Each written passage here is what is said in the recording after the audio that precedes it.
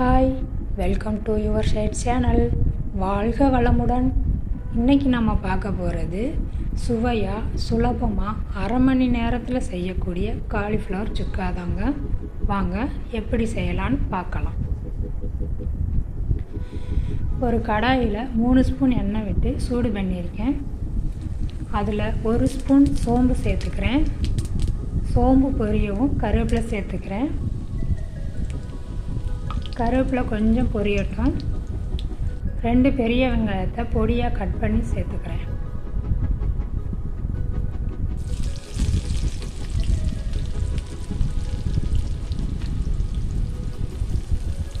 எல்லா வெங்காயத்தையும் சேர்த்துட்டேன். இப்போ கொஞ்சம் உப்பு சேர்த்து வதக்கிக்கிறேன்.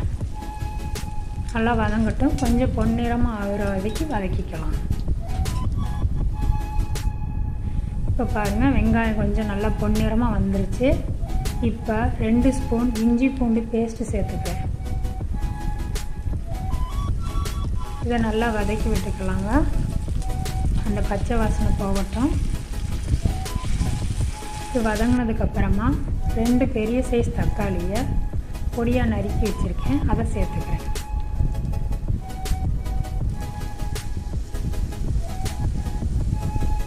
தக்காளியும் சேர்ந்து கொஞ்சம் வதங்கட்டுங்க.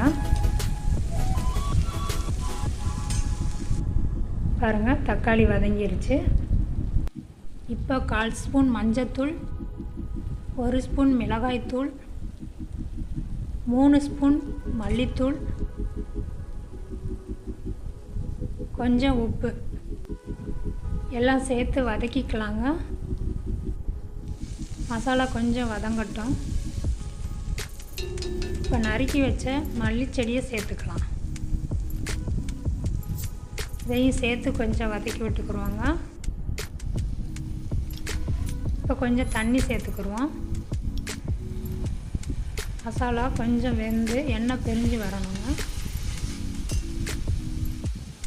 தண்ணி 1/4 டம்ளர் அளவு சேர்த்துக்கோங்க. இந்த ஸ்டேஜில் உப்பு காரம் பார்த்து சேர்த்துக்கோங்க. கொஞ்சம் எண்ணெய் பிரிஞ்சு வரட்டுங்க. பாருங்கள், எண்ணெய் பிரிஞ்சு வந்துடுச்சு. இப்போ ஒரு காலிஃப்ளவரை வெட்டி 5 நிமிஷம் வெந்நீரில் ஊற போட்டு க்ளீன் பண்ணி எடுத்து வச்சுருக்கேங்க. அதை சேர்த்துருக்கேன்.